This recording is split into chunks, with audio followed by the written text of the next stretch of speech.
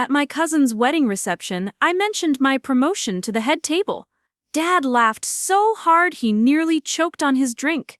"Sarah, quit the fantasy," he said, loud enough for half the room to hear.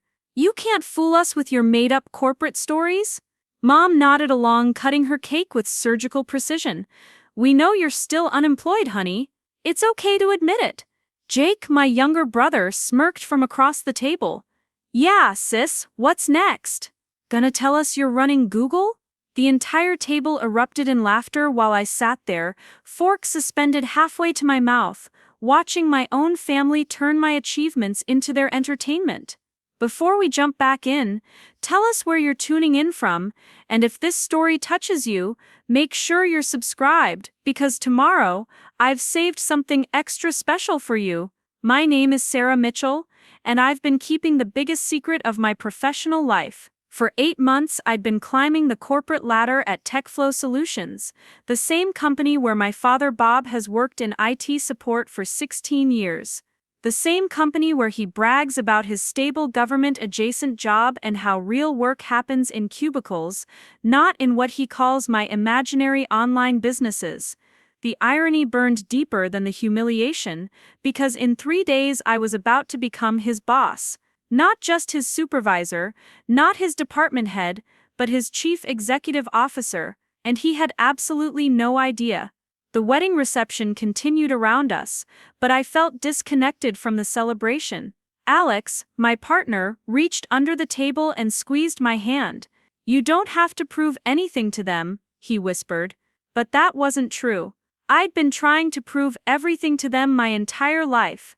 When I graduated summa cum laude from business school, they said it was just paper. When I landed my first corporate position, they insisted I was probably just filing papers for someone important.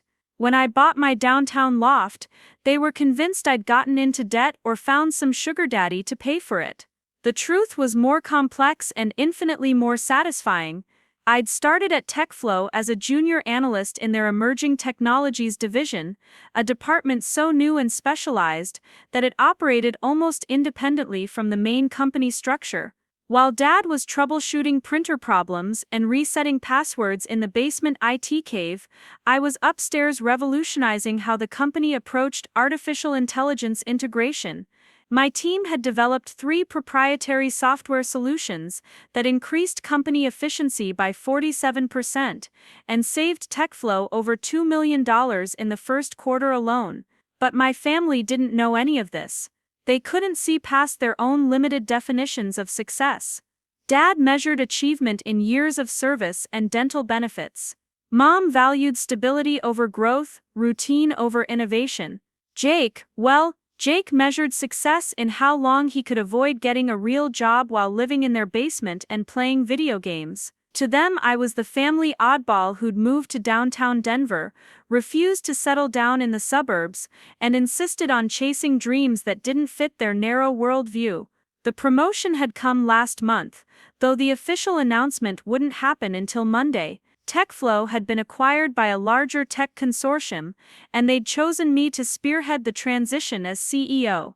At 28, I was going to be one of the youngest female executives in Colorado's tech sector. The board had been impressed not just with my innovations, but with my leadership during the acquisition negotiations. I'd essentially saved everyone's jobs, including Dad's, by ensuring the merger protected current employees and expanded growth opportunities. But tonight, watching my father wipe tears from his eyes as he laughed at my supposed delusions, I realized something had crystallized in my chest. I was tired of being the family joke. I was exhausted from defending achievements they refused to acknowledge. And I was done pretending their opinions mattered more than my reality. Linda, my mother, leaned forward with that concerned expression she'd perfected over the years. "Sarah, sweetheart, we're worried about you. All these stories about promotions and corporate meetings, it's just not healthy. Maybe you should talk to someone." Her voice carried that patronizing tone that suggested she thought I was having some kind of breakdown. "We just want you to be realistic about your situation." That word, realistic. As if my reality was somehow less valid than theirs. As if the contracts I'd negotiated, The teams I'd built, the revenue I'd generated, the late nights and early mornings and weekend strategy sessions were all just elaborate fantasies I'd constructed to avoid facing some imaginary failure. Bob straightened his tie, the same polyester blend he'd worn to every family function for the past decade. Look, kiddo, I know you want to make us proud, but lying isn't the way to do it. I've been at TechFlow for 16 years. I know how that place works. They don't just hand out executive positions to kids fresh out of college. There are protocols, hierarchies, experience requirements. He gestured broadly, clearly enjoying his moment as the family expert on corporate structure. Besides, if there was a new CEO coming in, I'd be one of the first to know. Information flows through IT, Sarah, we see everything. I almost laughed at the irony. Information flowed through IT, but clearly not the kind that mattered. Dad's world was help desk tickets and hardware inventory. He had no visibility into executive decisions, board meetings, or strategic planning. His 16 years of service had earned him reliability and respect in his department, but it hadn't earned him a seat at the table where real decisions were made. The table where I now sat. Jake finally looked up from his phone, long enough to contribute to the conversation. Come on, Sarah, just admit it. You're probably working at some call center or retail job and you're embarrassed. We get it, the economy sucks. Just stop making up these crazy stories about being some hotshot businesswoman. He returned to his phone, dismissing me with the casual cruelty that had defined our relationship since childhood. The dismissal stung more than the disbelief. My own brother couldn't even be bothered to sustain interest in mocking me. I was that irrelevant to him, that easily categorized and dismissed. The successful sister was obviously a fraud, so why waste energy engaging with the delusion? Alex's grip on my hand tightened. I could feel his tension, his desire to defend me, to list my accomplishments and force my family to acknowledge what I'd achieved. But I caught his eye and shook my head slightly. Not here, not like this. These people had made their decision about who I was and what I was capable of years ago. No amount of evidence or argument was going to change their minds tonight. Instead, I smiled. The same smile I'd used in boardrooms when competitors underestimated me, when venture capitalists questioned my projections, when older executives assumed I was someone's assistant rather than the person they were meeting with. It was a smile that held secrets, that suggested I knew something they didn't. You're right, I said, my voice steady and clear. I guess we'll see what happens. The response clearly wasn't what they'd expected. Bob frowned, probably anticipating more protestations or defensive arguments. Linda looked concerned, as if my sudden agreement confirmed her suspicions about my mental state. Jake glanced up from his phone with mild curiosity, the first genuine interest he'd shown all evening. But I was done performing for their approval, done justifying my choices to people who'd already decided I was destined for failure. Done Preparing and narrating this story took us a lot of time, so if you are enjoying it, subscribe to our channel. It means a lot to us. Now back to the story. Explaining my world to individuals who couldn't see beyond their own limited experiences. The wedding reception swirled around us with its predictable rhythms of forced family bonding and obligatory celebrations. Cousins I saw twice a year made small talk about their suburban lives, their predictable jobs, their conventional dreams. Everyone fit neatly into categories that made sense to my parents. Everyone except me. As the evening wound down and families began their migrations to the parking lot, Dad clapped me on the shoulder with the condescending affection he'd perfected over the years. Sarah, you know we love you no matter what, even if you're going through a rough patch, even if these job stories are just your way of coping with disappointment, we'll always be here for you. I looked up at him, this man who'd taught me to ride a bike and helped me with homework and bragged about my grades to his friends. This man who genuinely believed he was offering comfort and support. This man who worked in the basement of my building and had no idea his daughter was about to become the most powerful person in his professional universe. Thanks, Dad, I said, that means everything to me, and in a twisted way, it did. Because his complete inability to see me, to recognize what I'd become, to acknowledge what I'd achieved, had taught me something invaluable about success. It had taught me that external validation was a trap, that other people's limitations didn't define my possibilities, and that sometimes the people who love you most are the least equipped to understand who you're becoming. Monday morning was going to change everything. The announcement would go out company-wide at 9 a.m. Dad would receive the same email as every other TechFlow employee, introducing their new CEO. He'd see my headshot, read my bio, learn about my background and qualifications. He'd discover that his unemployed daughter had not only been working at his company for 8 months, but was now running it. But tonight, driving home through Denver's glittering downtown landscape, I realized I wasn't doing this for his recognition anymore. I wasn't succeeding to prove them wrong, or to make them proud, or to force them to see me differently. I was succeeding because I could, because I was good at it, because I'd built something meaningful and valuable that existed independent of their understanding or approval. Alex was quiet during the drive, letting me process the evening's events. As we pulled into the parking garage of my building, the same building where Dad reported to work every day, he finally spoke. "Are you going to tell them before the announcement?" I considered the question as we rode the elevator to my floor. The same elevator Dad used when he came upstairs for interdepartmental meetings, though he'd never ventured high enough to reach the executive floors. Would I give them a heads up, prepare them for the shock, soften the blow to their egos and world views? "No," I said, as the elevator doors opened. "They made their choice about who I am, now they get to live with the consequences of being wrong." The next 3 days passed in a blur of final preparations, board meetings, and strategic planning sessions. I finalized the transition documents, reviewed the staff restructuring plans, and prepared for the challenges of leading a company through a major acquisition. My calendar was booked solid with meetings that would determine the futures of 500 employees, including my father. Saturday afternoon, my phone buzzed with a text from Mom: "Family dinner tomorrow at 6. Your dad has big news from work. Don't bring any of your work stories, please. Let's just have a nice normal family dinner." The irony was so perfect it almost felt scripted. Dad had big news from work, probably some minor promotion or a new project assignment that he wanted to celebrate. Something that would give him another opportunity to explain real work to his delusional daughter. I stared at the text for a long moment, then typed back, "I'll be there, can't wait to hear Dad's news." Sunday evening, I dressed carefully for dinner.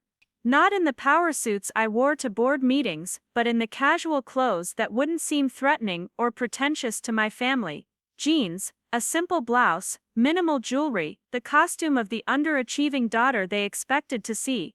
The family home in Lakewood felt smaller every time I visited, as if success had changed my physical relationship to the spaces of my childhood.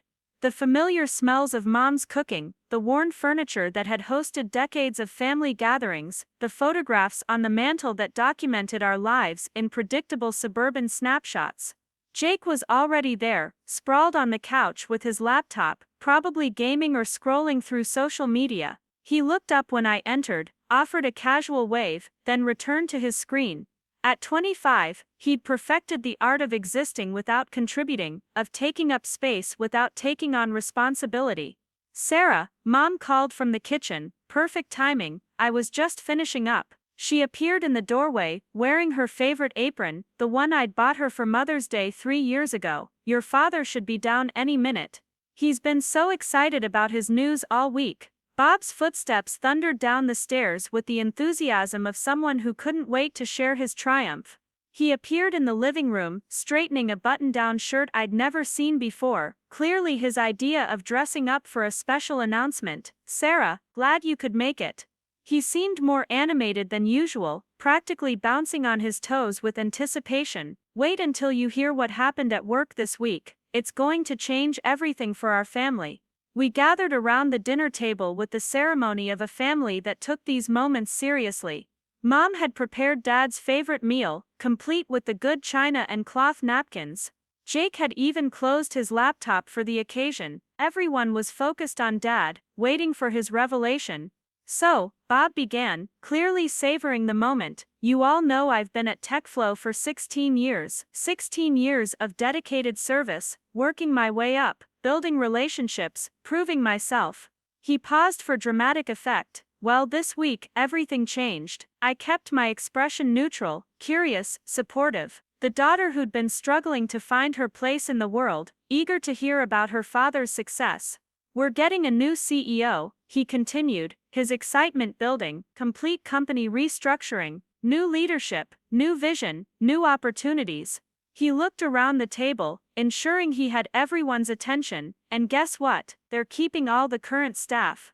Job security for everyone. Mom reached over and squeezed his hand. That's wonderful, honey. I know how worried you've been about those rumors of layoffs. But here's the really exciting part, Dad said, leaning forward conspiratorially. My supervisor told me that the new CEO specifically requested to meet with all department heads and senior staff. Individually, me, Sarah, they want to meet with me personally. Jake looked up from his phone with mild interest. That's cool, Dad. When do you find out who it is? Tomorrow morning, Bob replied, his chest puffing with pride. Company-wide announcement at 9 a.m., then individual meetings throughout the week. He turned to me with the expression I recognized from childhood, the one that preceded his lectures about real work and practical choices. This is what career advancement looks like, Sarah. Not fantasy stories about promotions that don't exist, but actual professional recognition from actual companies. I nodded thoughtfully. It sounds like an amazing opportunity, Dad. I'm really happy for you. My response seemed to deflate him slightly.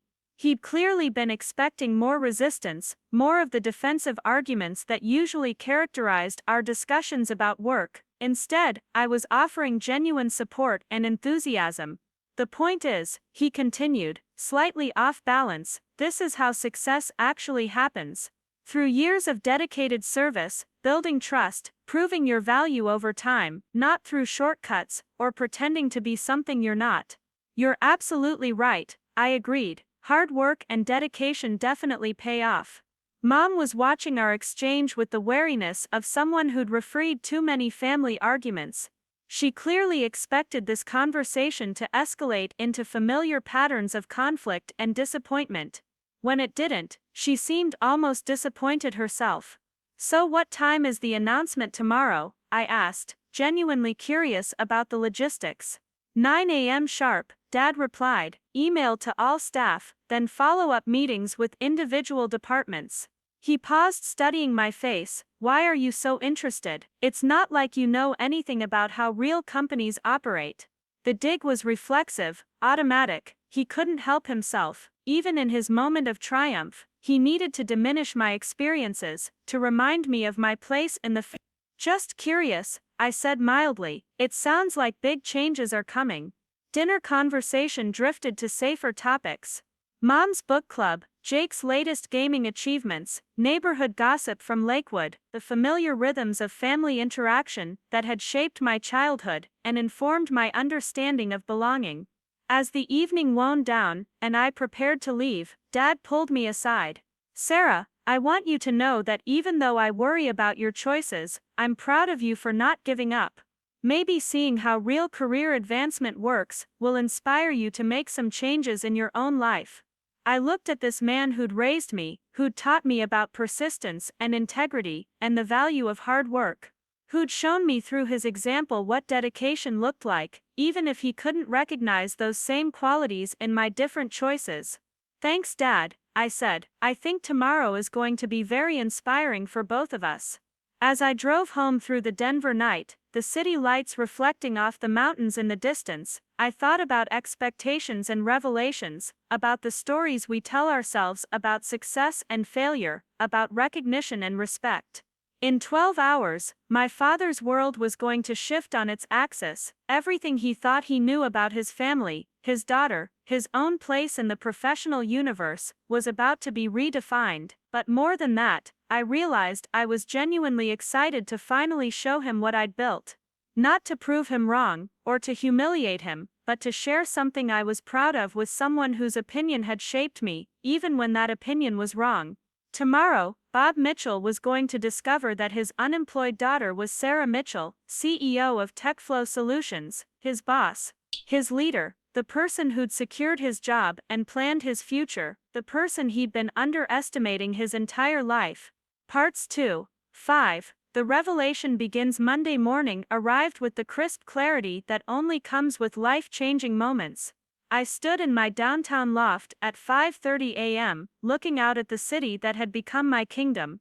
TechFlow's headquarters gleamed in the distance, 17 floors of glass and steel, where my father would soon discover that his unemployed daughter had become the most powerful person in his professional world. My phone buzzed with the final confirmation text from our communications director. Press release goes live at 9 a.m., internal announcement simultaneously, board meeting at 10, ready to change the world, boss. Ready. I'd been ready for months, maybe years. Ready to stop hiding my achievements, ready to stop accepting my family's limitations as my own truth, ready to step fully into the power I'd earned through late nights and brilliant strategies and the kind of calculated risks that separated leaders from followers. The irony of the timing wasn't lost on me. While Dad was probably upstairs getting ready for what he thought would be a routine Monday at his stable, predictable job, I was preparing to reveal that his world had already been transformed by the daughter he'd consistently underestimated. The same daughter who'd sat quietly at dinner yesterday, while he explained how real career advancement worked. Alex emerged from the bedroom, already dressed in his consulting firm's standard Monday uniform. He poured coffee into 2 mugs, handing me one with the gentle efficiency of someone who understood the magnitude of what was about to unfold. Last chance to give them a heads up, he said, settling beside me on the couch. You could call, send a text, give your dad some warning before the announcement hits. I considered it for perhaps the 100th time since yesterday's dinner. The compassionate choice would be to prepare my family, to soften the shock of discovery, to allow them to process privately, rather than forcing them to confront their misconceptions publicly. But compassion hadn't been extended to me during years of dismissal and mockery. Understanding hadn't been offered when I tried to share my achievements and dreams. They made their choice about who I am, I said, echoing my words from the elevator 3 days ago. They had every opportunity to listen, to ask questions, to show even minimal curiosity about my life. Instead, they chose ridicule and condescension. Now they get to experience the consequences of being spectacularly wrong about their own family member. The decision felt clean, final. No last-minute mercy calls, no protective warnings, no softening of the impact they'd brought upon themselves through their own assumptions and limitations. At 7:30, I arrived at TechFlow headquarters, using my executive elevator access to bypass the main lobby where Dad would enter in another hour. My office occupied the corner of the 17th floor, with floor-to-ceiling windows that provided a commanding view of Denver's business district. The same view Dad had never seen, from floors he'd never accessed, in a world that existed parallel to his daily experience. My assistant, Maria, had already laid out the morning schedule. The announcement goes company-wide in 90 minutes, she reported, her professionalism unable to entirely mask her excitement about the day's events. Internal communications has confirmed that all employees, including support staff, will receive the email simultaneously. The follow-up departmental meetings are scheduled throughout the week. I nodded, reviewing the carefully crafted message that would introduce me to 500 employees, including one who'd raised me to believe I was incapable of exactly this kind of success. The email was professional, warm, focused on vision and growth opportunities. It included my photograph, my educational background, my previous achievements, and my plans for TechFlow's future. Everything my family had dismissed as fantasy was about to be validated by corporate letterhead in official documentation. Has IT been notified about the announcement? I asked, knowing that Dad's department would be among the first to receive and process the communication. Yes, ma'am. All departments simultaneously. Maria paused, clearly aware of my personal connection to the company's IT support manager. Would you like me to schedule your meeting with Mr. Mitchell earlier in the week? The question highlighted the surreal nature of the situation. My assistant was asking when I'd like to meet with my father, using the formal protocols of executive scheduling to arrange a conversation that would reshape our family dynamics permanently. Friday afternoon, I decided, let him have the full week to process the announcement, to understand what it means, to adjust his expectations about our next interaction. By 8:45, I was ready. The press release had been distributed to Denver's business media, the internal announcement was loaded and prepared for delivery.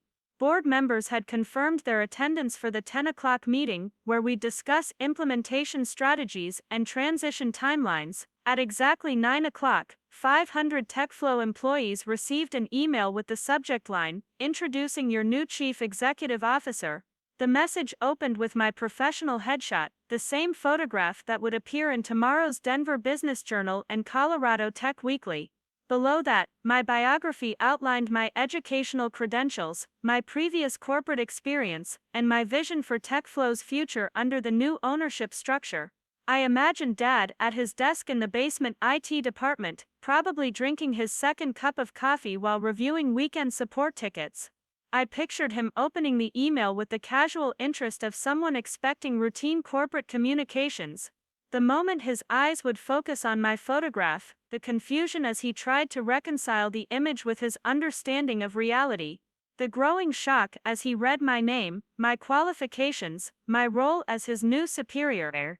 My phone remained silent, no immediate text messages, no panicked calls, no family group chat exploding with questions and accusations. Either Dad hadn't opened his email yet, or the revelation was too overwhelming for immediate response. At 9:15, Maria knocked on my office door. "Mrs. Mitchell, there's been some unusual activity in the IT department. Apparently, several employees are having difficulty with their computers and requesting immediate technical support." I smiled, understanding immediately. Dad's coworkers had received the same announcement, recognized the family name, and were probably approaching him with questions he couldn't answer. The man who'd insisted he knew everything about how TechFlow operated was discovering massive gaps in his understanding of his own workplace. "Any specific requests for meetings or clarification?" I asked. "Not yet, but I expect we'll hear from various department heads throughout the morning as the news settles in." The board meeting at 10 proceeded smoothly, with experienced executives discussing transition strategies and growth projections. While I presented quarterly forecasts and strategic initiatives, part of my attention remained focused on the unfolding drama 16 floors below, where my father was presumably grappling with a reality that contradicted everything he thought he knew about his family and his career. At 10:45, my phone finally buzzed. A text message from Jake. "Is this some kind of joke? Mom is freaking out. Dad locked himself in the garage and won't talk to anyone. What the hell is going on?" I stared at the message, feeling a complex mixture of satisfaction and unexpected sadness. The moment I'd been anticipating for months had finally arrived, and the reality was both more gratifying and more painful than I'd imagined. My family's world was crashing down around their preconceptions, just as I'd planned. But their distress was real, and despite everything, these were people I'd once desperately wanted to impress. I typed back a simple response: "It's not a joke, we'll talk soon." Jake's reply came immediately: "Sarah, this is insane. How is this possible? Dad has been telling everyone you're unemployed. Mom told Mrs. Henderson from next door that you're going through a rough patch. They're both completely losing it." The image of my parents facing their neighbors with the sudden knowledge that their family story had been completely wrong brought a sharp spike of vindication. How many times had they dismissed my achievements in front of others? How often had they portrayed me as the family disappointment, while positioning themselves as the realistic, practical voices of reason? "They'll adjust," I replied. "Dad will understand when we meet on Friday." By noon, the Denver business community had begun responding to the press release. My LinkedIn notifications were exploding with congratulatory messages from industry contacts, former colleagues, and business leaders I'd worked with over the past 8 months. Local media outlets were requesting interviews about my appointment and TechFlow's strategic direction under new ownership, but the response that mattered most remained silent. Dad hadn't called, hadn't texted, hadn't made any direct contact. According to Maria's updates, the IT department had experienced an unusually quiet morning with minimal help desk activity and several reported employee absences. At 12:30, Mom finally called. Her voice was shaky, confused, tinged with an emotion I couldn't quite identify. "Sarah, honey, we need to talk. There's been some kind of mistake at your father's work. They sent out an announcement about a new CEO, and they used your name and picture. Someone must have stolen your identity or played some kind of cruel prank. Your father is beside himself. He's been calling the HR department all morning trying to get this fixed." The innocence in her voice was almost heartbreaking. She genuinely believed that someone had stolen my identity to play an elaborate corporate joke. The alternative, that her unemployed daughter had actually achieved the success she claimed, was so far outside Mom's worldview that fraud seemed more plausible than reality. "It's not a mistake, Mom," I said gently. "It's not fraud or identity theft. I really am the new CEO of TechFlow Solutions." Silence stretched between us, filled with the sound of her worldview crumbling in real time. "That's impossible," she finally whispered. "You don't have a job. You've been unemployed for months. You told us you were looking for work, that you were struggling to find something in your field." The accusation stung because it contained enough truth to complicate my satisfaction. I had been deliberately vague about my professional life, allowing them to draw their own conclusions, rather than fighting their skepticism with detailed explanations they wouldn't believe anyway. "I never told you I was unemployed," I corrected. "You assumed I was unemployed because my career didn't fit your expectations. When I tried to share my achievements, you laughed at me. When I mentioned promotions and corporate meetings, you accused me of lying. So I stopped trying to convince you and focused on building something real instead." "But your father works there," Mom protested, as if geographical proximity should have provided her with comprehensive intelligence about corporate operations. "He would have known if you were working at the same company. He would have seen you, heard your name, something. TechFlow has over 500 employees across 17 floors," I explained. "Dad works in basement-level IT support. I work in executive strategy on the top floors. Our worlds don't overlap in daily operations. The company is bigger and more complex than Dad realizes from his position." Another pause, longer this time. When Mom spoke again, her voice had shifted from confusion to something approaching fear. "Sarah, if this is real, if you're really his boss now, what does that mean for your father? For his job? You two have had your differences, and I'm scared that I'd fire my own father out of spite." I interrupted. "Mom, what kind of person do you think I am?" "I don't know," she admitted, and the honesty was more painful than any insult she'd ever delivered. "I don't know who you are anymore. I thought I did, but if you've been living this completely different life that we knew nothing about, then I don't understand anything." The conversation ended with promises to talk more later, after everyone had time to process the new reality, but as I hung up, I realized that Mom's fear revealed something important about how my family perceived me. Despite years of calling me unemployed and delusional, despite mocking my ambitions and dismissing my achievements, they somehow also believed I was capable of vindictive cruelty. They thought I might use my newfound power to destroy Dad's career as payback for their lack of faith. The contradiction was revealing. If they truly believed I was incompetent and unsuccessful, why would they fear my professional influence? If they genuinely thought I was a failure, why were they worried about retaliation? Their panic suggested they'd always known I was capable of more than they acknowledged, but had chosen dismissal as a safer response than recognition. By mid-afternoon, the ripple effects were spreading through both the corporate and family networks. Maria reported that several employees had requested meetings to discuss the transition, including 2 department heads who'd worked closely with Dad's IT team. My phone showed missed calls from relatives who'd heard the news through various channels, all presumably seeking clarification about the family dynamics they'd witnessed at yesterday's dinner, but the person whose response mattered most remained silent. Dad hadn't called, hadn't texted, hadn't made any contact since receiving the announcement that morning.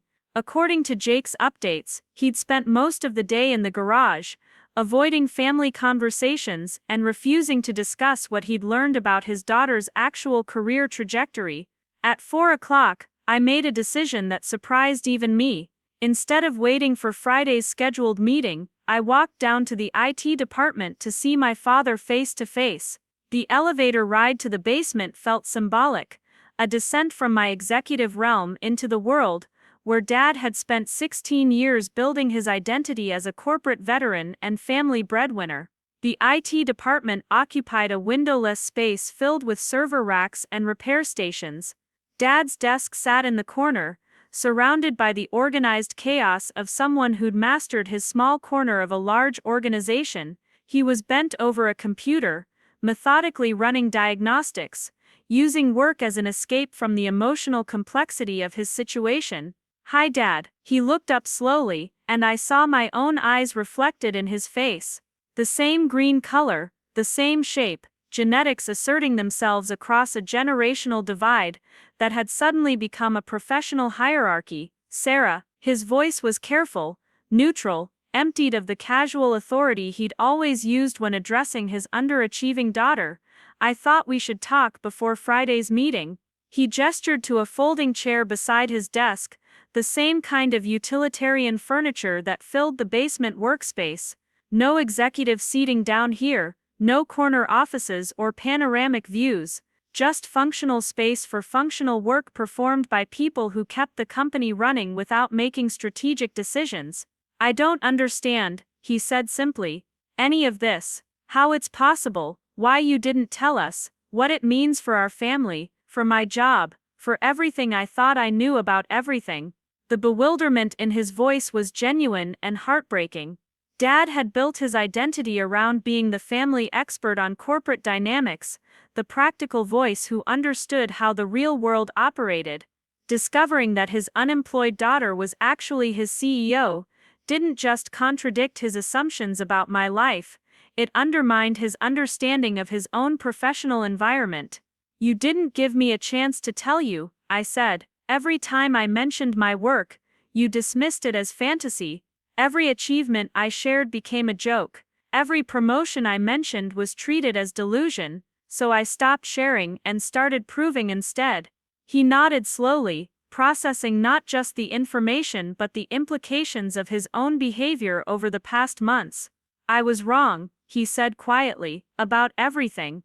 About your capabilities, about your achievements, about who you'd become." He paused, looking around the basement workspace that had defined his professional world for 16 years. "I was wrong about understanding how this place worked too. Apparently, I've been living in a very small corner of something much bigger than I realized." The admission was more than I'd expected, more generous and honest than the defensive reactions I'd anticipated. Dad was facing the complete collapse of his assumptions about family, work, and success, and he was choosing humility over ego protection. "Dad, I didn't become CEO to prove you wrong, or to embarrass you. I became CEO because I'm good at this work, because I saw opportunities to make the company better, because I wanted to build something meaningful.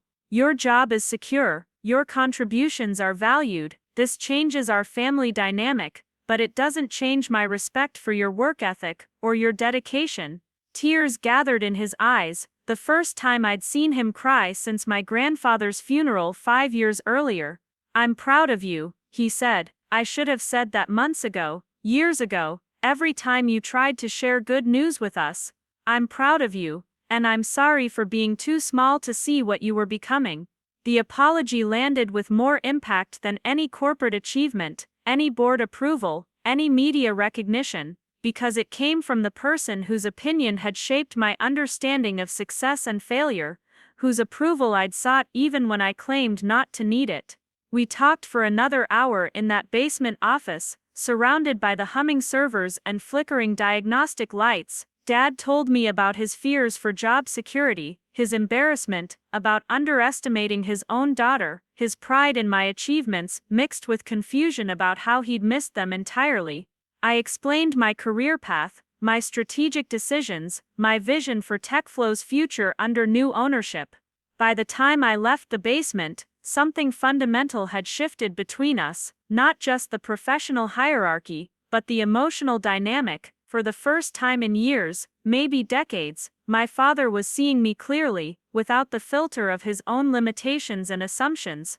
Walking back to the executive elevator, I realized that vindication felt different than I'd expected, less like victory, more like reconciliation, less like proving them wrong, more like finally being seen for who I'd actually become. Part 6 Mentis 9, The Ripple Effects. The conversation with Dad had opened something I hadn't expected. Walking back through TechFlow's corridors after our basement meeting, I felt lighter but also more complicated inside. His apology had been genuine, his humility real, but it also highlighted how fundamentally my family had misunderstood me for years. The relief of finally being seen mixed uneasily with the recognition that this validation had come at the cost of their entire worldview crumbling. Back in my office, Maria was fielding calls from Denver media outlets requesting interviews about my appointment. The Colorado Business Review wanted to feature me in their Rising Leaders Under 30 section. The Denver Post was planning a profile on women executives in the tech sector. Local television stations were seeking comments about the acquisition and TechFlow's future direction. The story is gaining traction beyond just corporate announcements, Maria reported. Your age and the family connection are creating additional interest. Several outlets have mentioned the unusual situation of a daughter becoming her father's CEO. The media angle hadn't occurred to me during months of planning this transition. I'd focused on the internal family dynamics, the personal satisfaction of proving my capabilities, the professional challenge of leading a company through acquisition. But now external attention was amplifying everything, turning our private family drama into public narrative. Decline the interviews for now. I decided, let's focus on internal operations this week. The media story can wait until we've stabilized the transition and addressed employee concerns. But even as I spoke, I knew that controlling the narrative would be impossible. In an interconnected world, where corporate announcements became social media content, and family dynamics became public interest stories, privacy was a luxury leaders couldn't afford. My phone buzzed with a text from Alex. How did the dad conversation go? Also, your LinkedIn is blowing up. 300 congratulatory messages and counting. I smiled, realizing that while I'd been managing family trauma in the basement, my professional network had been celebrating the achievement I'd worked toward for months. The contrast was stark but revealing. In the business world, my appointment was newsworthy but not shocking. Young executives, strategic promotions, successful acquisitions, these were normal parts of corporate evolution. Only in my family context did my success seem impossible or fraudulent. Better than expected, I typed back. Dad was actually incredible, real conversation, genuine apology, Mom and Jake still processing. Alex's response came quickly, proud of you for going down there, that took guts. Dinner tonight to celebrate properly. The idea of celebration felt premature. Yes, the hardest conversation was behind me, but the broader family reckoning was just beginning. Mom was still struggling to reconcile her assumptions with reality. Jake remained caught between shock and skepticism. Extended family members were probably dissecting yesterday's dinner conversation, analyzing every interaction for clues they'd missed about my actual circumstances.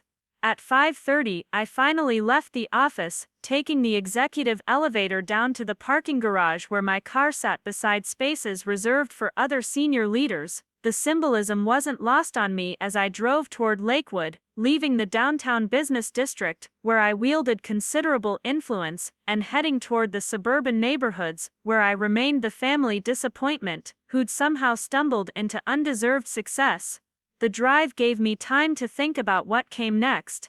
Dad's acceptance had been easier than expected, but that didn't resolve the broader family dynamics. Mom's fear about my potential vindictiveness revealed assumptions about my character that went deeper than career skepticism. Jake's confusion reflected years of sibling dynamics built around his position as the favored child who never had to achieve anything to earn approval. My phone rang as I navigated evening traffic. Mom's number appeared on the dashboard display, and I could hear anxiety in her voice before she spoke. "Sarah, honey, I've been thinking about our conversation today, and I need to ask you something directly." She paused, gathering courage for whatever question was coming. "Are you angry with us? I mean, are you planning to use your position to hurt your father because we didn't believe you about your success?" The question hit me harder than expected, not because it was unfair, but because it revealed how little my family understood about who I'd become during the years they'd been dismissing my ambitions. "Mom, I'm not angry," I said, which was mostly true. "I'm disappointed that you couldn't see what I was building, hurt that you chose mockery over curiosity, frustrated that you preferred your assumptions to actually knowing your daughter, but I'm not vengeful. Dad's job is secure, his contributions are valued. I didn't become CEO to punish anyone. But at the wedding, when Dad laughed at you, you got that look in your eyes, that same look you used to get as a child when Jake broke your toys and we didn't make him replace them. Like you were planning something." The observation was uncomfortably accurate. I had been planning something, just not what she feared. I'd been planning to let them discover the truth through natural consequences, rather than continued arguments. I'd been planning to stop protecting them from their own misconceptions. "I was planning to stop trying to convince you," I admitted. "I was planning to let reality speak for itself instead of wasting energy on people who'd already decided I was destined to fail." Mom was quiet for a long moment. When she spoke again, her voice was smaller, more vulnerable than I'd heard in years. "We weren't trying to hurt you, Sarah. We thought we were being realistic, helping you avoid disappointment. Your father and we've lived our whole lives in this middle-class bubble where success means stability and dreams are dangerous luxuries. When you talked about corporate promotions and executive meetings, it sounded like fantasy to us because those things don't happen to people like us." The explanation didn't excuse years of dismissal, but it provided context I'd been missing. My parents hadn't been malicious in their skepticism, they'd been limited by their own experiences and fearful of watching me reach for goals that seemed impossible from their perspective. "But they weren't fantasy, Mom, they were real, and I achieved them, and you missed it because you were too scared to believe your daughter might be capable of more than you imagined." "I know that now," she whispered. "I know, and I'm so sorry, and I don't know how to fix the years of getting it wrong." The conversation continued for another 20 minutes, as I sat in my car outside the family home, neither of us ready to face each other in person yet. Mom told me about her fears that success would change me, make me forget my family, transform me into someone she couldn't recognize or reach. I explained that success had changed me, but in ways that made me stronger and more confident, not cruel or dismissive. When I finally went inside, the house felt different. Not physically, everything was exactly the same, but energetically charged with new awareness. Jake was in the living room, laptop closed for once, clearly waiting for me to arrive. "So you're really rich now?" he asked without preamble, his directness cutting through potential awkwardness. "I'm comfortable," I replied carefully. "The position comes with significant responsibility and corresponding compensation." He nodded slowly, processing information that challenged everything he'd understood about his family's economic dynamics. "Mom said you might fire Dad out of revenge or something. That's not really your style though, is it?" The question surprised me with its insight. Jake had always seemed oblivious to family dynamics, focused on his gaming and social media presence rather than emotional undercurrents.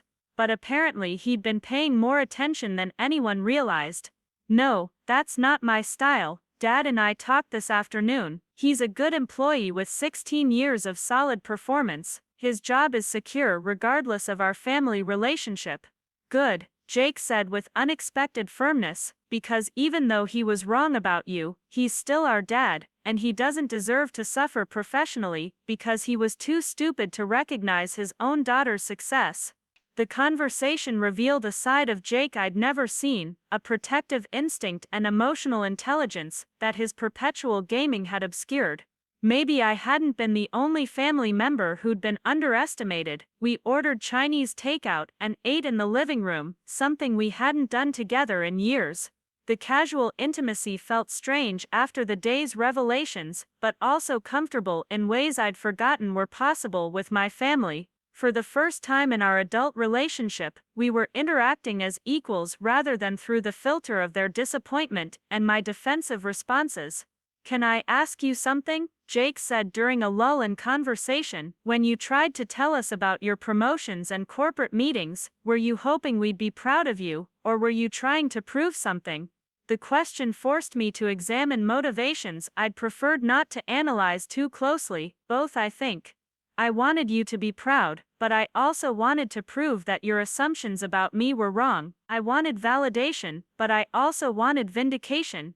I paused, considering the distinction. The problem was that you'd already decided I was incapable of real success, so everything I shared sounded like fantasy to you. "We were jerks," Jake said simply, "all of us. We turned you into this family joke, instead of actually listening to what you were telling us." The apology was unexpected and more meaningful than elaborate explanations or justifications. Sometimes the simple acknowledgement of wrongdoing carried more weight than complex analysis of motivations and circumstances. That evening, I drove back to my downtown loft with a strange sense of resolution mixed with uncertainty. The hardest conversations were behind me, but the aftermath remained unpredictable. How would our relationships evolve now that the fundamental dynamics had shifted? Could my family adapt to seeing me as successful rather than struggling? Could I forgive years of dismissal and move forward without resentment? The next morning brought fresh challenges. Maria informed me that several TechFlow employees had requested meetings to discuss the transition, including questions about my leadership style, strategic vision, and plans for departmental restructuring. The professional demands of actually being CEO were beginning to overshadow the personal drama of family revelation, but my phone continued buzzing with messages from extended family members who'd heard about my appointment through various channels. Cousin Rebecca wanted to know if the Denver Post story was accurate. Aunt Patricia was asking whether I could help her son find employment in the tech sector. Uncle Mike was wondering if my success meant the family should reconsider their skepticism about higher education and corporate careers. The responses revealed how my individual achievement was being interpreted as validation or challenge to broader family narratives about success, education, and ambition. My appointment wasn't just personal news, it was disrupting established patterns of thinking about what was possible for people from our background. Wednesday's board meeting focused on operational priorities and strategic planning, but I found myself distracted by family dynamics that continued evolving in real time. Mom had left 3 voicemails apologizing for years of skepticism. Dad had sent a formal email requesting guidance on how to interact professionally with his daughter as CEO. Jake had texted asking whether my success meant he should reconsider his own career trajectory. The weight of being not just a corporate leader but a family symbol of transformed possibilities was heavier than I'd anticipated. My achievement was forcing everyone to reconsider their assumptions about capability, opportunity, and the relationship between dreams and reality. Thursday brought a surprise visitor to my office. Dad appeared during his lunch break, wearing his best khakis and a button-down shirt that looked recently purchased. "I hope it's okay that I came up," he said uncertainly. "I know you have real work to do, and I don't want to abuse the family connection." The careful formality in his voice highlighted how much our dynamic had shifted. 3 days ago, he'd been lecturing me about realistic career expectations. Now he was approaching me with the deference typically reserved for senior executives. "It's fine, Dad. What can I help you with?" He sat across from my desk, looking around the corner office with its panoramic city views and executive furnishings. Everything about the space contradicted his understanding of his daughter's circumstances and capabilities. "I've been thinking about what happened, about how wrong I was, about what it means for our family going forward." He paused, choosing words carefully. I want to understand how this happened, not just the career progression, but how you became someone I didn't recognize. The question touched the heart of what had been bothering me since Monday's revelations. My family's shock wasn't just about my professional success, it was about their realization that they'd been living with a stranger, someone whose inner life and capabilities remained completely hidden from them. I became who I always was, Dad. The difference is that I stopped trying to fit into your expectations and started building something that matched my actual abilities and ambitions. He nodded slowly, processing the implication that their expectations had been limiting rather than protective. When you were growing up, your mother and I worried about you reaching too high, getting hurt by disappointment. We thought we were helping by encouraging realistic goals and practical choices. He looked out the window at the city skyline. We didn't realize that our realism was actually pessimism, and our protection was actually limitation. The insight was more sophisticated than I'd expected from someone who'd spent years dismissing my ambitions as fantasy. I know you meant well, I said, but good intentions don't erase the impact of consistently underestimating your daughter's potential. We talked for an hour about family dynamics, professional development, and the complex relationship between parental protection and child empowerment. Dad asked thoughtful questions about my career path, my strategic thinking, my vision for TechFlow's future. For the first time in our relationship, he was approaching me with genuine curiosity rather than predetermined assumptions about my capabilities. As he prepared to leave, he turned back from the door.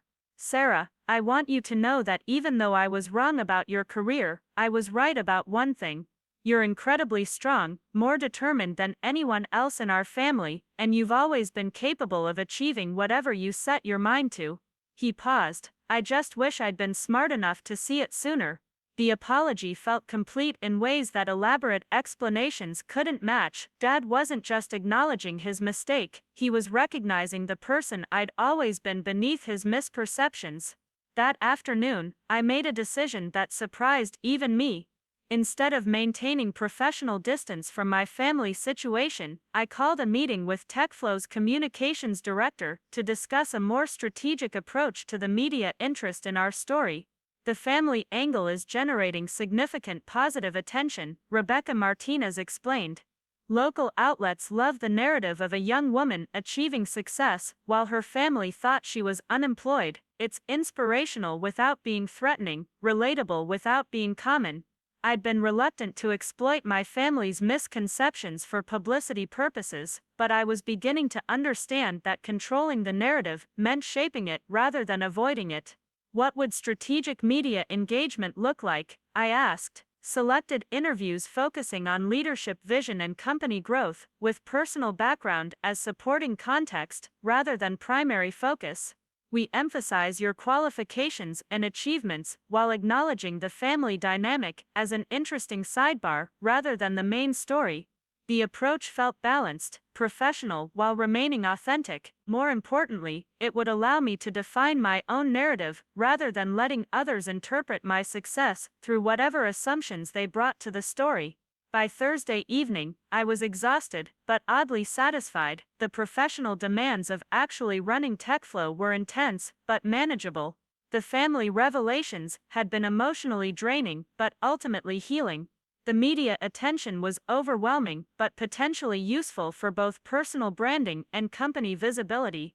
Most importantly, I was finally living as my complete self, rather than managing multiple versions of my identity for different audiences. My family now knew who I really was. My colleagues respected my capabilities and vision. The broader community was recognizing my achievements and potential. For the first time in years, all the pieces of my life were aligned rather than compartmentalized. The Sarah who led board meetings was the same Sarah who had dinner with her family. The executive who made strategic decisions was the same daughter who'd been seeking recognition and respect for years. The integration felt powerful, liberating, and slightly terrifying. Because now that everyone could see me clearly, I had to live up to the full scope of what I'd revealed about myself. The final revelation Friday afternoon arrived with the weight of transformation settling over everything I'd built and everything I'd changed. The scheduled meeting with Dad was approaching at 3 o'clock, but this time it wouldn't be a surprise encounter in the basement or an informal conversation in my office. This was the official executive meeting between Sarah Mitchell, CEO, and Robert Mitchell, IT support manager, with all the protocols and documentation that corporate structure required. Maria had prepared the standard new leadership introduction package that every department head would receive: performance reviews, strategic objectives, company vision statements, and operational expectations. Dad would get the same professional treatment as every other employee, but we both knew this meeting carried emotional weight that transcended corporate formalities. The week had been a whirlwind of revelations and reconciliations, but also genuine leadership challenges that reminded me why I'd earned this position. TechFlow was navigating a complex acquisition while maintaining daily operations, client relationships, and employee morale. 3 major client presentations, 2 vendor negotiations, and a board strategy session had filled my calendar between family conversations and media requests. But the most significant development had come Wednesday evening when Jake called with news that shifted our family dynamic yet again. "Sarah, I need to tell you something, and I'm not sure how you're going to react," he'd said, his voice carrying unusual seriousness. "I applied for a job. A real job, at a marketing firm downtown." The announcement had surprised me more than my own CEO reveal had surprised my family. Jake had spent 3 years perfecting the art of avoiding responsibility, turning unemployment into a lifestyle choice rather than a temporary circumstance. His decision to pursue actual employment represented a personal transformation that paralleled the family's broader reckoning with assumptions and expectations. "What changed your mind?" I'd asked, genuinely curious about his motivation. "Watching you this week," he'd replied simply. "Seeing what you built while we were all focused on our own limitations. I realized I've been using your success as an excuse to avoid trying myself, like if the smart sister was unemployed, then I didn't have to feel bad about not having direction." The insight revealed layers of family psychology I hadn't considered. My supposed failure hadn't just made my parents feel realistic about their expectations, it had given Jake permission to remain unmotivated. My success was forcing everyone to confront not just their assumptions about me, but their assumptions about themselves and what they were capable of achieving. "I'm proud of you," I'd told him, and meant it completely. Taking that step requires more courage than people realize. Now, preparing for the official meeting with Dad, I reflected on how much had changed in just 5 days. My family had gone from seeing me as their biggest disappointment to recognizing me as their most successful member. But more than that, they were beginning to see themselves differently, to question their own limitations and expand their understanding of what was possible. At exactly 3 o'clock, Dad knocked on my office door. He was wearing a suit I'd never seen before, clearly purchased for this occasion, and carrying a leather portfolio that looked equally new. Everything about his appearance communicated respect for the formality of our new professional relationship. "Please, come in," I said, gesturing to the conference table rather than the informal seating area where we'd talked earlier in the week. This conversation needed the structure that official business provided. Maria had prepared coffee and arranged the meeting materials with the attention to detail that made her invaluable as an assistant. Dad sat across from me, and for a moment we both seemed struck by the surreal nature of the situation. 5 days ago, he'd been explaining corporate hierarchies to his unemployed daughter. Now he was receiving performance feedback from his CEO, who happened to be that same daughter. "This feels incredibly strange," he admitted, breaking the ice with characteristic honesty. "It is strange," I agreed. "But it's also important that we handle it professionally. You're a valued employee with 16 years of excellent service. I'm the new CEO with responsibility for this company's success. Those facts matter more than our family relationship when we're in this building." He nodded, opening his portfolio to reveal notes he'd prepared for the meeting. The preparation impressed me and suggested he was taking our new dynamic seriously rather than assuming family connection would substitute for professional behavior. I've been reviewing my performance metrics and departmental objectives, he said, consulting his notes. I want to understand your expectations for IT support under the new leadership structure, and I want to discuss how I can contribute to the company's strategic goals. The formality felt awkward but necessary. We spent an hour discussing technology infrastructure, support protocols, and departmental efficiency measures. Dad asked informed questions about budget priorities and staffing needs. I provided strategic context for operational decisions and explained how IT support integrated with broader company objectives. But beneath the professional conversation, something more personal was happening. For the first time in our relationship, Dad was seeing me as a leader, someone whose judgment and vision he respected rather than questioned. And I was seeing him as a dedicated professional whose contributions I valued rather than someone whose approval I desperately needed. There's something else I want to discuss, Dad said as our formal agenda concluded.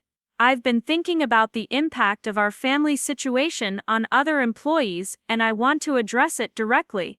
The concern surprised me but made sense once I considered the workplace dynamics. Other IT employees had undoubtedly noticed the family connection and might be wondering about favoritism, special treatment, or complicated reporting relationships. What are you thinking? I asked. I want to request a transfer to a different department, he said, the words clearly difficult for him to speak.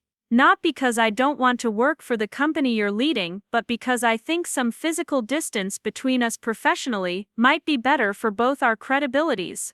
The suggestion was unexpected but demonstrated sophisticated thinking about organizational psychology and professional ethics. Dad was putting company interests ahead of personal comfort, recognizing that our family relationship could create complications for other employees and managers. That's not necessary, I said carefully. Your performance speaks for itself, and I won't make decisions based on family relationships rather than business needs. I know you won't, he replied, but other people might question your objectivity, or my advancement opportunities, or whether the IT department gets favorable treatment because your father works there. I think some separation might be cleaner. We discussed the logistics of potential transfers and the impact on departmental operations. Ultimately, we agreed that Dad would explore opportunities in other divisions while maintaining his current role until a suitable transition could be arranged. The decision felt mature, professional, and considerate of broader organizational dynamics.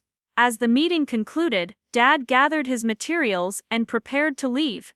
But at the door, he turned back with the expression I remembered from childhood moments when he was trying to communicate something important. Sarah, I need to say one more thing, not as your employee, but as your father. He paused, gathering words carefully. I'm not just proud of what you've achieved professionally, I'm proud of how you've handled this situation with our family. You had every right to be vindictive, to humiliate us for underestimating you, to use your power to make us pay for our skepticism. His voice was thick with emotion I hadn't expected in our professional meeting. Instead, you've been gracious and patient and focused on moving forward rather than punishing us for being wrong. That kind of character isn't something business school teaches. It's something deeper, something that makes you not just a successful executive, but a genuinely good person. The praise hit me more powerfully than any board approval or media recognition. Because it came from someone who'd seen me at my worst moments, who'd witnessed years of family frustration and defensive reactions, who understood the full context of what grace under pressure actually meant. Thank you, I said simply. That means everything to me. After Dad left, I sat in my office processing the complexity of what we'd just accomplished. We'd managed to separate our family relationship from our professional dynamic while still honoring both. We'd found a way to move forward that respected his dignity as an employee and my authority as a leader. Most importantly, we demonstrated that people could grow, change, and adapt when circumstances demanded evolution. The afternoon brought a steady stream of departmental meetings, strategic planning sessions, and operational decisions. But my mind kept returning to the broader implications of the week's events. My family's transformation wasn't just about recognizing my success, it was about expanding their understanding of possibility, both for themselves and for people from backgrounds like ours.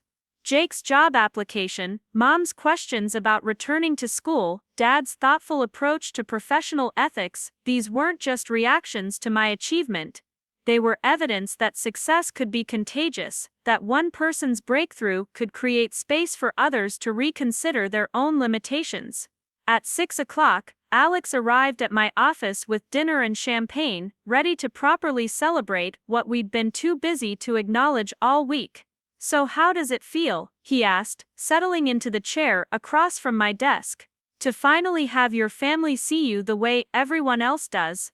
The question required consideration. How did it feel to have recognition I'd craved for years? How did it feel to watch people I loved confront their own misconceptions? How did it feel to integrate the different versions of myself into one coherent identity? "Relief, mostly," I said finally. "For the first time in my adult life, I don't have to manage different versions of myself for different audiences. My family knows who I really am, my colleagues respect what I can do.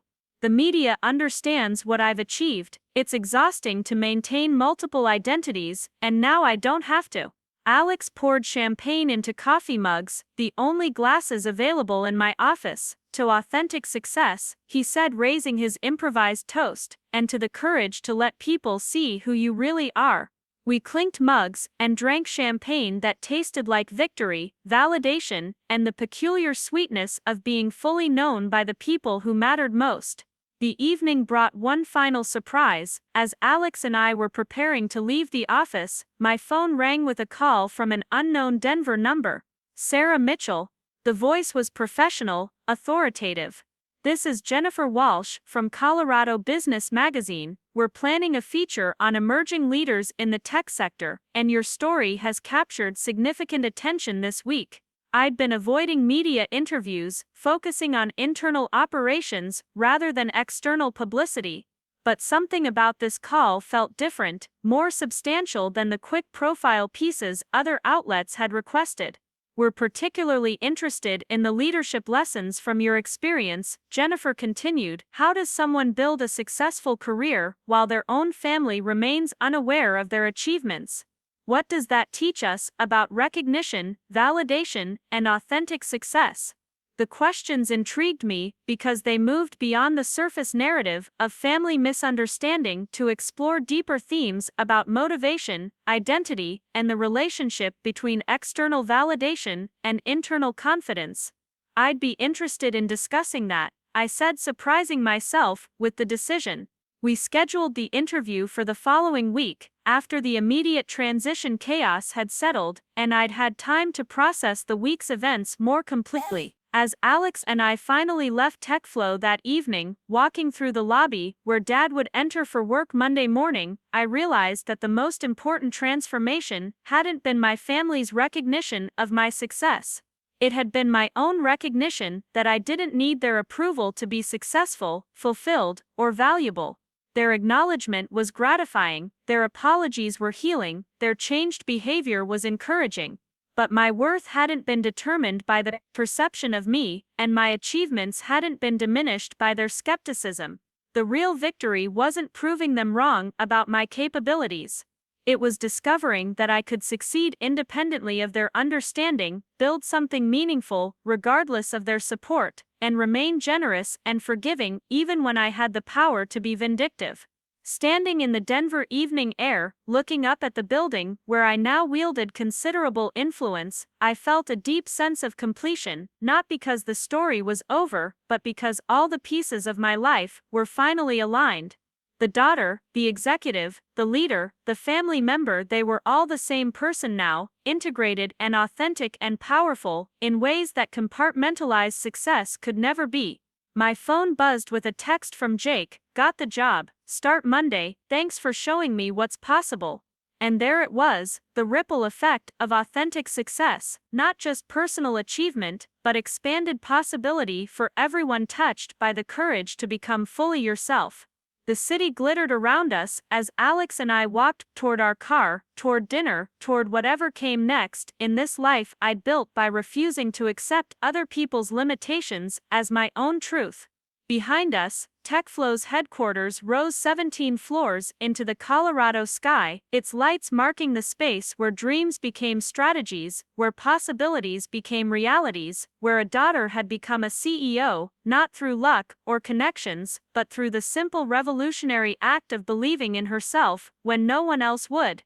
6 months later, I stood before the floor-to-ceiling windows of TechFlow's executive conference room, watching Denver's morning rush hour flow through the streets below. The acquisition integration was complete, our quarterly earnings had exceeded projections by 18%, and the company culture survey showed the highest employee satisfaction ratings in TechFlow's history. But the transformation that mattered most wasn't reflected in any corporate metrics. It was captured in the framed photograph on my desk, taken at Jake's graduation ceremony from the digital marketing certification program he'd completed while working his first real job. The image showed our entire family, but what made it remarkable wasn't the occasion, it was the way we were all looking at each other, with recognition, respect, and genuine pride that had nothing to do with proving anyone wrong and everything to do with celebrating who we'd all become. The Colorado Business Magazine interview had run 3 months earlier, featuring me on the cover with the headline "Beyond Recognition: When Success Transforms Families." The article had generated national attention, speaking invitations, and consulting requests from companies struggling with intergenerational workplace dynamics. But the response that had moved me most was a handwritten letter from a young woman in Phoenix whose immigrant parents had dismissed her MBA as pretentious nonsense until she became the youngest partner at her consulting firm. "Your story helped me understand that their limitations weren't my ceiling," she'd written. "Sometimes love looks like protection, but protection can become a prison if we let other people's fears define our possibilities." The insight had crystallized something I'd been processing since that first family dinner 6 months ago. My parents' skepticism hadn't been malicious, it had been protective, born from their own experiences of disappointment and their desire to shield me from similar pain. But protection based on fear, rather than faith, ultimately became limitation, rather than love. Maria knocked on my conference room door, interrupting my reflection. "Mrs. Mitchell, your 9 o'clock is here," Dr. Patricia Hendricks, from University of Colorado's Business School. The meeting represented an opportunity I'd been considering for weeks. Dr. Hendricks had approached me about developing a case study based on my experience, specifically focusing on family dynamics in professional achievement and the psychology of recognition. The academic interest validated that our story contained universal themes worth examining beyond its personal significance. Dr. Hendricks entered with the confident bearing of someone accustomed to analyzing complex human behavior. She was perhaps 50, with silver-streaked hair and intelligent eyes that suggested she'd spent years studying the intersection between personal relationships and professional success. "Thank you for making time for this," she said, settling into the chair across from me. "Your story has generated considerable discussion in both business and family psychology circles. We're particularly interested in the phenomenon of family members underestimating each other's potential and the long-term impact of that dynamic." The conversation that followed was unlike any interview I'd given. Dr. Hendricks asked probing questions about childhood dynamics, parental messaging, sibling relationships, and the psychological impact of achieving success that family members couldn't initially recognize or understand. "Tell me about the moment you decided to stop seeking their validation," she said, taking notes on a legal pad. "That's often the turning point for high achievers from families with limited expectations." I thought back to that wedding reception, to the laughter that had followed my mention of corporate promotions, to the decision that had crystallized in that moment of public dismissal. I realized I was performing for an audience that had already decided I was destined to fail, I explained. It wasn't that they were evil or even malicious, they just couldn't see beyond their own experiences and assumptions. I could either keep trying to convince them, or I could focus my energy on building something that would eventually speak for itself.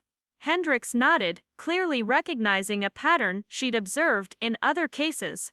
And how did that decision change your relationship with achievement itself? The question required deeper consideration. How had shifting from external validation to internal motivation affected not just my career trajectory, but my relationship with success, failure, and the meaning of accomplishment? It made achievement cleaner, I said finally. When you're building something to prove other people wrong, there's always an element of spite or vindication that colors your motivation. When you're building something because you believe in your own vision and capabilities, the work itself becomes more satisfying and the results more authentic. We discussed the ripple effects of my success on other family members, particularly Jake's transformation from chronic underachiever to motivated professional. Dr. Hendricks was fascinated by the way one person's breakthrough could challenge an entire family system's assumptions about possibility and limitation. Your brother's career change suggests that family narratives about success and failure are often more fluid than people realize, she observed. When one family member exceeds expectations, it can give others permission to reconsider their own limitations. The insight resonated with changes I'd witnessed, not just in Jake, but throughout our extended family network. Cousin Rebecca had enrolled in nursing school after years of saying higher education was too expensive and impractical. Uncle Mike had started the landscaping business he'd been planning for a decade. Aunt Patricia had left her dead-end retail job to pursue real estate licensing. My success hadn't directly caused these changes, but it had apparently challenged family assumptions about what was realistic, practical, or achievable for people from our background. The ripple effects had been more extensive than I'd imagined possible. There's another dynamic we're seeing in your case that's particularly interesting, Dr. Hendricks continued. Your parents' fear that you might use your position vindictively suggests they understood your capabilities better than they admitted, even to themselves. The observation struck me as particularly insightful. If my parents had truly believed I was incompetent and unsuccessful, why would they have feared my potential for retaliation? Their panic had revealed unconscious recognition of my strength and determination, even while their conscious minds dismissed my achievements as fantasy. I think they always knew I was capable of more than they acknowledged, I admitted.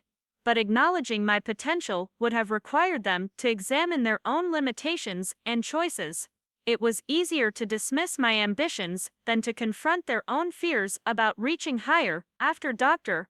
Hendricks left, I found myself thinking about the complexity of family love and the ways that protection can become limitation when it's based on fear rather than faith.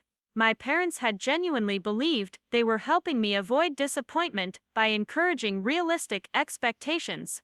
They hadn't realized that their realism was actually pessimism that constrained rather than protected. The afternoon brought a surprise visitor that highlighted how much had changed in 6 months. Dad appeared at my office door during his lunch break, but this time he wasn't wearing his nervous formal attire or carrying prepared notes. He looked comfortable, confident, settled into our new dynamic. "Do you have a minute?" he asked. "I wanted to update you on the transfer situation." Dad had ultimately moved to TechFlow's client services division, where his technical knowledge and customer relations skills had made him valuable in ways that hadn't been possible in pure IT support. The transition had been smoother than either of us had anticipated, and his new role had provided opportunities for professional growth that had surprised everyone, including him. "The promotion came through," he said, unable to suppress his excitement. "Senior Client Technology Liaison, it's a newly created position that combines technical expertise with account management." The news delighted me both personally and professionally. Dad had found a role that utilized his technical skills while expanding his responsibilities and income. More importantly, he'd achieved advancement on his own merit, independent of any family connection or executive influence. "That's incredible, Dad. I'm so proud of you. I never would have considered applying for something like this 6 months ago," he admitted. I thought I was destined to stay in the same support role until retirement. But watching you take risks and build something significant made me realize I'd been limiting myself just as much as I'd been limiting you. The conversation continued for an hour, covering his new responsibilities, professional development plans, and broader reflections on career growth and family dynamics. But what struck me most was the ease of our interaction. We were talking as professional equals who happened to be related, rather than as parent and child, navigating complex authority dynamics. There's something else, Dad said as our conversation wound down. Your mother and I have been discussing our retirement planning, and we've realized that our financial situation is better than we thought, largely because of changes we made after understanding your actual career trajectory. The comment required explanation, which Dad provided with characteristic honesty. For years, we'd been setting aside money we thought we'd eventually need to help you get established, find stable housing, maybe go back to school for something more practical. He smiled ruefully. When we realized you were not only financially independent but significantly more successful than either of us had ever been, we redirected those savings toward our own retirement and your mother's education fund.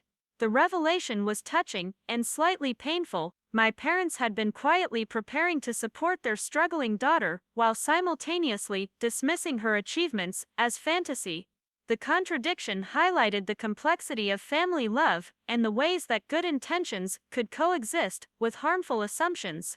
Mom's going back to school, I asked, genuinely surprised. Community college first, then potentially the state university if she decides to pursue a full degree. She's interested in social work, specifically helping families navigate economic transitions and educational opportunities. The choice was perfect for Mom, combining her natural empathy with structured learning that would provide professional fulfillment. More importantly, it represented her own version of the risk-taking and ambition she'd once dismissed as unrealistic when I'd pursued them. That evening, I drove to Lakewood for the first family dinner we'd shared since the night before the CEO announcement. But this gathering felt completely different from our previous interactions. Everyone had evolved, grown, found new directions and possibilities that expanded rather than limited their understanding of success and achievement. Jake arrived directly from his marketing job, wearing business casual attire and carrying a portfolio that contained client presentations and creative campaigns he was genuinely excited to discuss. His transformation from chronic underachiever to motivated professional had been dramatic but sustainable, built on genuine interest rather than external pressure. I got assigned to the Colorado Tourism Board account, he announced over dinner. We're developing a digital campaign to attract remote workers and young professionals to mountain communities. It's exactly the kind of creative strategy work I never thought I'd be qualified to do. Mom looked up from serving the roast she'd prepared with more care than usual. That sounds like exactly what you're good at, honey. You've always been creative and understood social media better than the rest of us. The simple acknowledgement of Jake's capabilities represented a fundamental shift in family dynamics. Instead of dismissing ambitious goals as unrealistic, Mom was now recognizing and encouraging the unique strengths each of us brought to our chosen paths. Tell them about your presentation, Dad prompted, clearly proud of Jake's professional development. Jake's enthusiasm as he described his client presentation was infectious. He'd always been intelligent and creative, but had lacked direction and motivation to apply those qualities productively. Now he was channeling the same energy he'd once devoted to gaming toward building marketing campaigns and client relationships. The best part is that I'm actually good at this, he said, his surprise still evident after months in his new role. Like, genuinely skilled at understanding what clients need and translating that into compelling digital content. I never thought I had professional abilities that mattered. The comment highlighted one of the most significant family transformations. Jake hadn't just found employment, he'd discovered capabilities and interests that had been dormant for years. My success hadn't directly caused his breakthrough, but it had apparently created space for him to reconsider his own potential and take risks he'd previously avoided. Speaking of presentations, Mom said, turning to me with an expression I couldn't quite read, "We have something we'd like to discuss with you." The announcement sounded ominous, reminiscent of family meetings from childhood that usually preceded lectures about responsibility or disappointment. But Dad's encouraging nod suggested this conversation would be different. "We've been thinking about our retirement plans, particularly where we want to live and how we want to spend our time," Mom continued. "And we've realized that staying in this house, in this neighborhood, might not be the best choice for the next phase of our lives." The statement was unexpected, but not entirely surprising. The Lakewood house had been perfect for raising children and maintaining middle-class stability, but it was larger than they needed, and tied to a suburban lifestyle that no longer matched their evolving interests and priorities. "We're considering selling the house and moving closer to downtown," Dad explained. "Somewhere with walkable access to cultural activities, public transportation, and the kind of urban energy we've been missing." The decision represented more than geographic relocation. It symbolized their willingness to embrace change, take risks, and pursue lifestyle choices that prioritized growth over security. 6 months ago, such a decision would have been dismissed as impractical or destabilizing. "We wanted to discuss it with both of you before making any definitive plans," Mom added. "This house has been your childhood home, and we want to make sure you're comfortable with us selling it." Jake and I exchanged glances, both of us recognizing the significance of being consulted as adults whose opinions mattered in family decisions. Previously, our parents had made unilateral choices while expecting us to adapt to their preferences and priorities. "I think it sounds like an exciting change," I said honestly. "You should live somewhere that matches who you're becoming, not who you used to be." Jake nodded agreement. "Plus, downtown has better restaurants and more interesting people than Lakewood. You'll probably be happier with more diverse social and cultural opportunities." The conversation continued for another hour, covering logistics, timelines, and broader reflections on family evolution and changing priorities. But what struck me most was the collaborative nature of our discussion. Everyone's input was valued, everyone's perspective was considered, and everyone's growth was celebrated rather than questioned. As the evening concluded, and I prepared to drive back to my downtown loft, Mom pulled me aside for a private conversation. "Sarah, I need to thank you for something that's been on my mind for months," she said, her voice carrying unusual seriousness. "When you became CEO, and we all had to confront how wrong we'd been about your capabilities, I was terrified that you'd never forgive us for the years of dismissal and skepticism. The concern had never occurred to me, perhaps because forgiveness had felt less relevant than understanding and moving forward. But you've been so gracious throughout this whole transition," Mom continued. "You could have used your success to make us feel small or stupid, but instead you've been patient while we learned to see you clearly and generous, while we figured out how to support who you actually are instead of who we thought you should be." The gratitude was touching, but also revealed ongoing guilt that seemed unnecessary and potentially limiting for our future relationship. "Mom, holding grudges about past misconceptions doesn't serve anyone," I said. "What matters is that we're all growing, all becoming more ourselves, all supporting each other's actual goals instead of fighting about imaginary limitations." She hugged me with the fierce intensity of someone who'd been carrying emotional weight for months and was finally ready to release it. Driving back through Denver that night, I reflected on the comprehensive transformation our family had undergone in 6 months, not just recognition of my success, but expanded possibilities for everyone. Not just correction of misconceptions, but development of new capabilities and directions that had been dormant for years. The city lights reflected off the mountains, as I navigated familiar streets that now felt like home in ways they hadn't before my family understood who I'd become. The integration of my professional and personal identities had created space for authentic relationships based on reality rather than assumptions. My phone buzzed with a text from Alex. "How was family dinner? Still planning to take over the world?" I smiled, typing back, "Better. Planning to help other people realize they can take over their own worlds." The response captured something important about what I'd learned from the entire experience. Individual success was gratifying, but expanding possibilities for others, family members, employees, young professionals facing similar challenges, created meaning that transcended personal achievement. The Colorado Business Magazine article had generated dozens of speaking requests from organizations interested in leadership development, family dynamics, and intergenerational workplace challenges. I'd begun accepting selected engagements, sharing insights about motivation, recognition, and the relationship between external validation and authentic success. But the opportunity that excited me most was a consulting project with a Denver-based nonprofit focused on first-generation college graduates navigating family expectations and professional ambitions. Too many talented young people were limiting their possibilities to accommodate family members who couldn't envision success beyond their own experiences.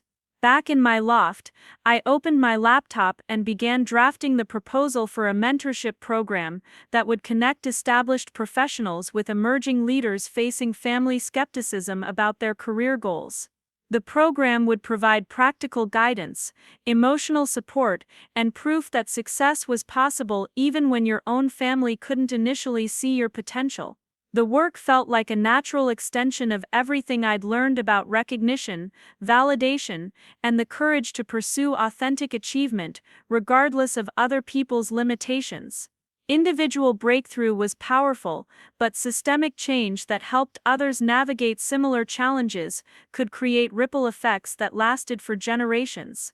As I worked late into the night, developing program structures and partnership strategies, I thought about the young woman in Phoenix who'd written about her parents' immigrant fears and protective limitations.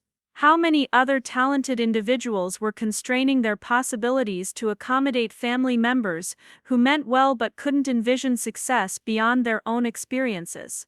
The mentorship program could address those challenges directly, providing support systems for people caught between family loyalty and professional ambition.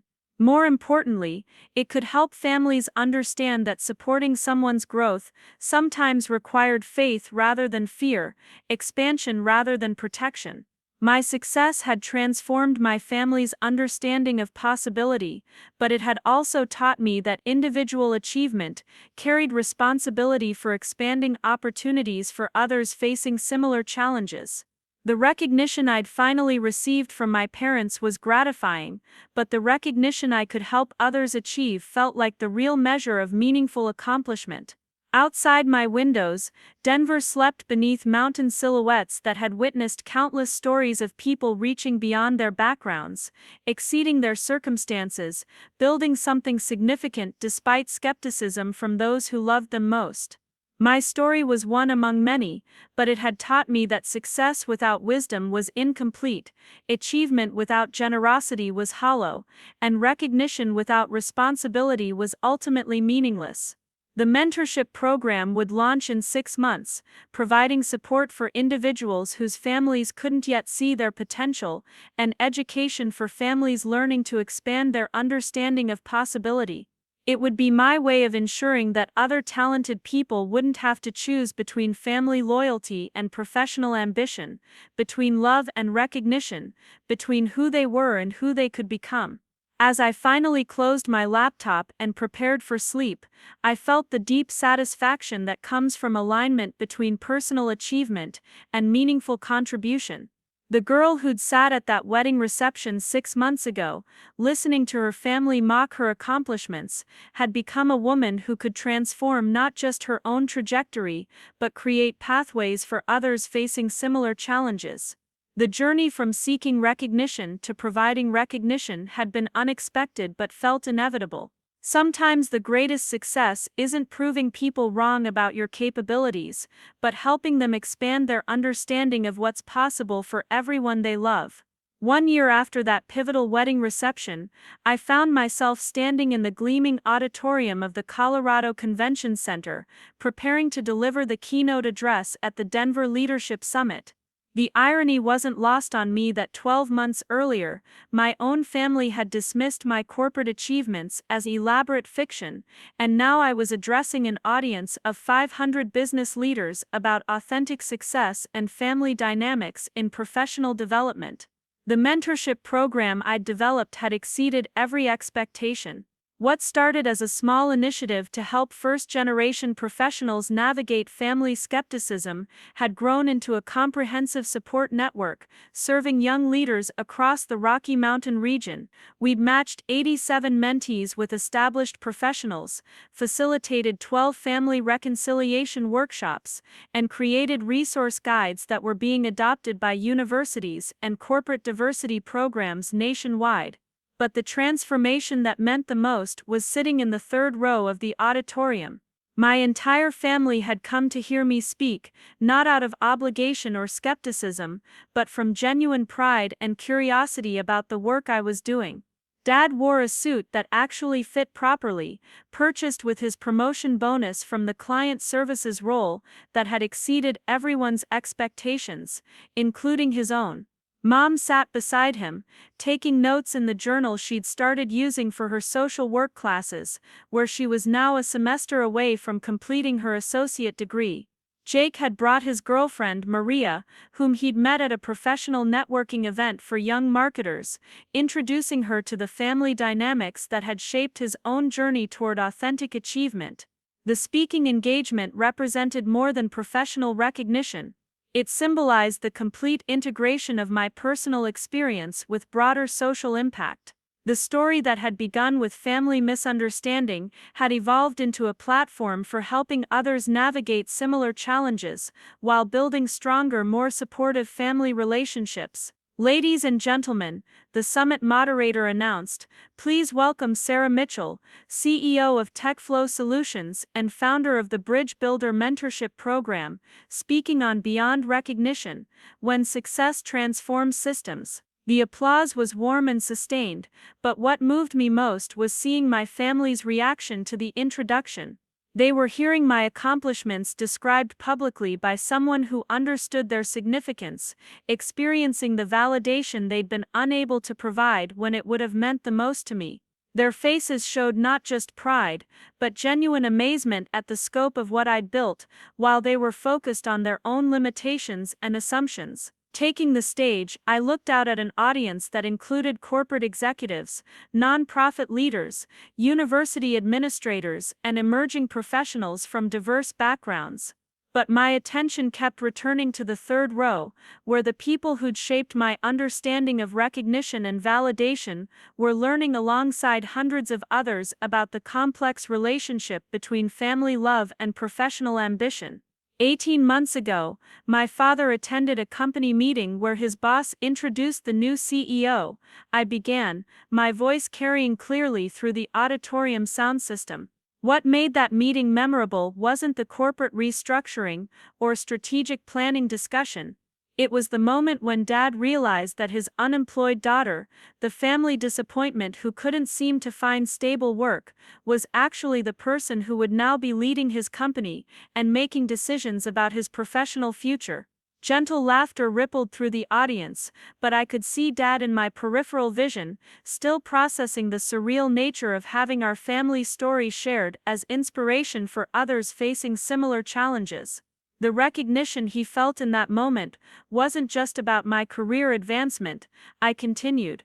It was about confronting the gap between his assumptions about my capabilities and the reality of what I'd been building while he was focused on protecting me from disappointment and failure. The speech outlined the mentorship program's core philosophy, that family skepticism about professional ambitions often stems from love rather than malice, but that protective instincts based on fear rather than faith can become limiting factors that constrain rather than support individual growth. We developed intervention strategies that honored family relationships while creating space for emerging professionals to pursue authentic achievement without sacrificing connection to their support systems. The goal isn't to prove your family wrong, I explained to the attentive audience. The goal is to help them expand their understanding of what's possible, both for you and for themselves. When one family member breaks through assumed limitations, it creates permission for others to reconsider their own constraints and pursue growth they'd previously dismissed as unrealistic. I shared data from our program outcomes: mentees who'd received family support after initial skepticism, parents who'd returned to education after witnessing their children's success, siblings who'd found professional direction after years of avoiding career development. The ripple effects had been extensive and measurable, validating our hypothesis that individual breakthrough could catalyze broader family transformation. But the stories that resonated most with the audience were specific examples of participants who'd navigated complex dynamics between loyalty and ambition, tradition and innovation, protection and empowerment. A young Latina woman, whose immigrant parents had initially opposed her MBA program but now proudly attended her graduate research presentations. An African American man, whose family had dismissed his entrepreneurial ambitions as risky fantasy until his tech startup received venture capital funding and hired his previously skeptical brother as operations manager. Each story is unique, I noted, but the pattern is consistent. Families want to support their members, but support requires understanding, and understanding requires expanding assumptions about possibility and achievement. The question and answer session that followed was revealing. Audience members shared their own experiences with family skepticism, parental protection that became limitation, and the challenge of pursuing authentic success while maintaining important relationships. Several people asked specific questions about navigating cultural expectations, generational differences in career goals, and strategies for patient education, rather than defensive confrontation. One question particularly struck me: how do you maintain compassion for family members who consistently underestimate your potential, especially when their lack of faith affects your confidence and motivation? The answer required drawing from the most painful parts of my own experience, acknowledging the real emotional cost of family misunderstanding, while finding constructive ways forward. Resentment is natural, I replied honestly. When people who claim to love you consistently dismiss your ambitions and achievements, it hurts in ways that professional criticism never could. But resentment is also limiting. It keeps you focused on proving them wrong, rather than building something meaningful for yourself. I paused, looking directly at my family in the third row, seeing their attention and understanding in ways that had been impossible during our years of misaligned expectations. The shift happens when you realize that their limitations aren't about you. They're about their own experiences, fears, and understanding of what's possible. Your job isn't to change their minds through argument. Your job is to build something so authentic and significant that reality becomes undeniable, and they have the opportunity to grow alongside your achievement. After the presentation, the networking reception provided opportunities to connect with program participants, potential partners, and family members who wanted to understand how to better support ambitious relatives. But the conversation that mattered most happened in a quiet corner of the reception space, where my parents and Jake had gathered to process what they'd heard. I had no idea, Mom said quietly, her voice carrying a mixture of pride and regret. Not just about your professional success, but about the impact of our skepticism on other families dealing with similar challenges. Dad nodded, looking thoughtful and slightly overwhelmed. Hearing you describe the pattern, the way protective instincts can become limiting beliefs, made me realize how many assumptions I've been carrying without examining them. Jake, who'd been unusually quiet during the reception, finally spoke up. The part about one person's breakthrough creating permission for others to grow, that's exactly what happened with us, isn't it? Sarah's success didn't just prove her capabilities, it made all of us reconsider what we thought was possible for our family. The insight was more sophisticated than I'd expected from my younger brother, revealing the analytical thinking skills that had made him successful in his marketing career. He'd been processing not just our family transformation, but the broader implications for other families navigating similar dynamics. What strikes me most, Dad continued, is that we thought we were being realistic and protective, but we were actually being pessimistic and limiting. The difference matters more than I understood. The distinction between realism and pessimism had become central to our program's family education component. Genuine realism acknowledged challenges while maintaining openness to possibility. Pessimism disguised itself as wisdom, while actually constraining potential through fear-based assumptions about risk and failure. "I want to get involved," Mom announced suddenly, surprising everyone with her decisiveness. Not just as a family member who's learned from mistakes, but as someone who could help other parents understand how to support ambitious children without projecting their own limitations. The offer was unexpected but made perfect sense.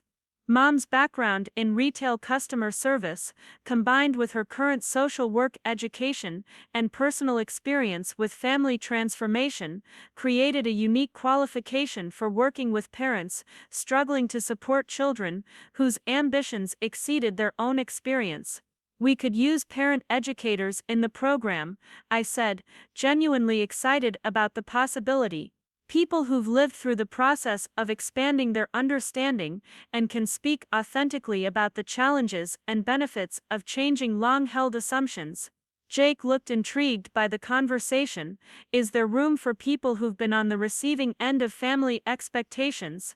I mean, siblings who've watched the family dynamic change and learned something about motivation and achievement in the process?"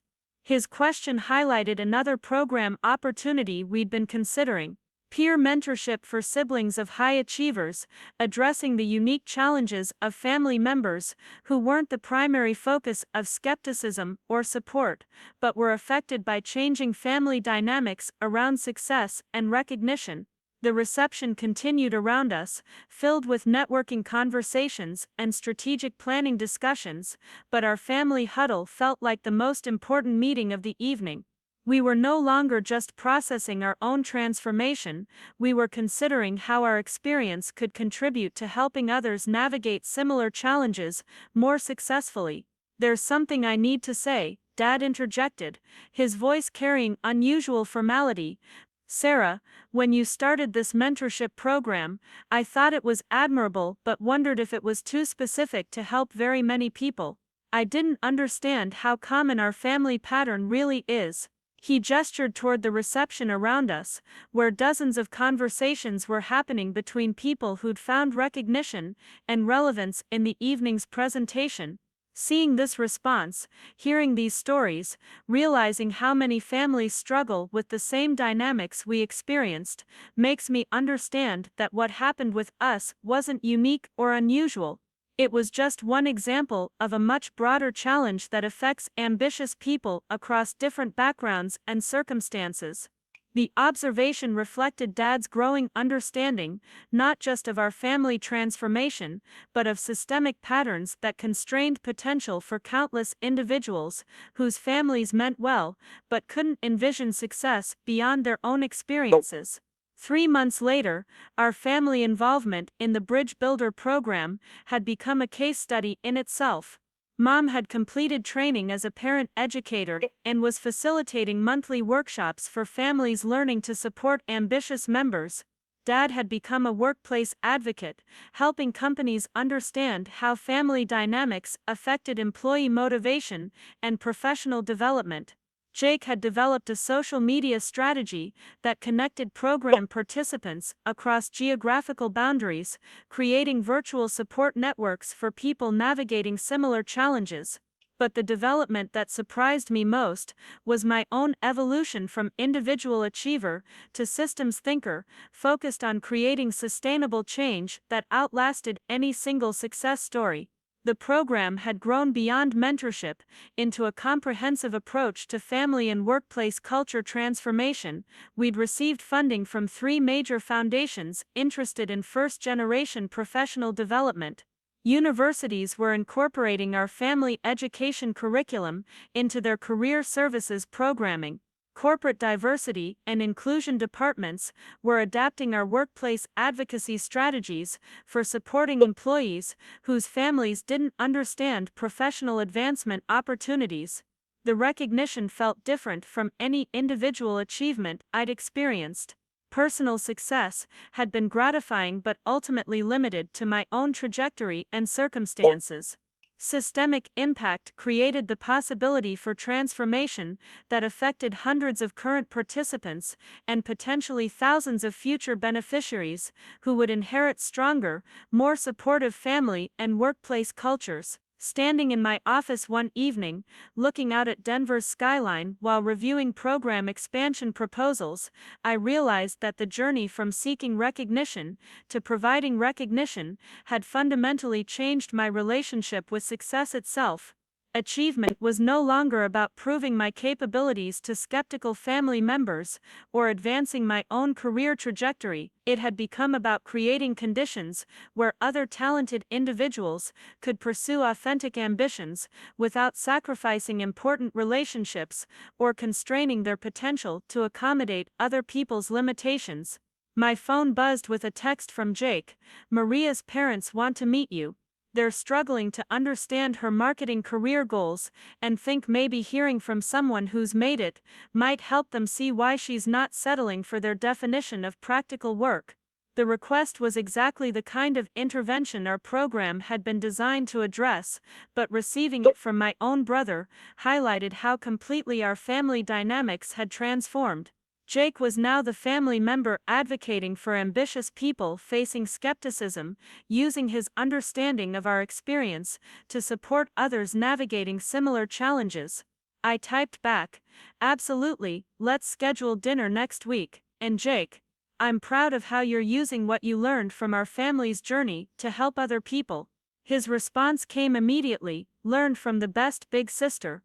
The exchange captured something essential about sustainable transformation. Individual breakthrough was valuable, but lasting change happened when people used their experience to expand possibilities for others facing similar challenges.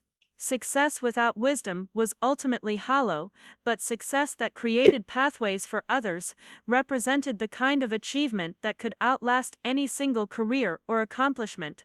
As I prepared to leave the office, I reflected on the unexpected trajectory that had brought me from seeking family recognition to building systems that helped others achieve authentic success, regardless of external validation.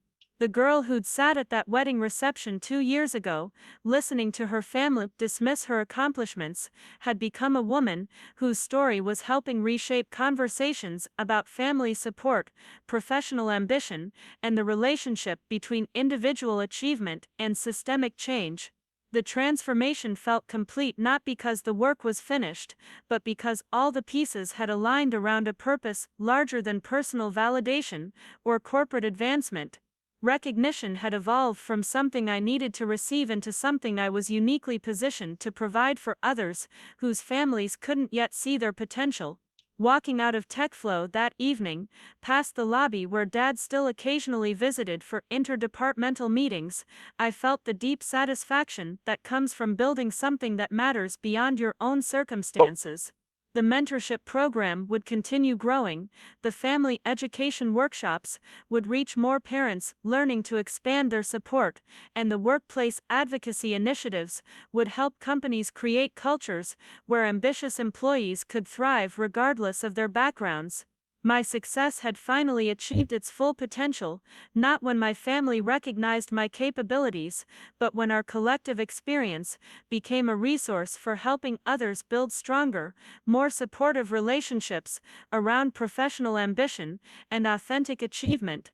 The recognition I'd once desperately sought had transformed into recognition I was proud to provide, creating ripple effects that would continue long after any individual story was complete. Up next, you've got two more standout stories right on your screen. If this one hit the mark, you won't want to pass these up, just click and check them out.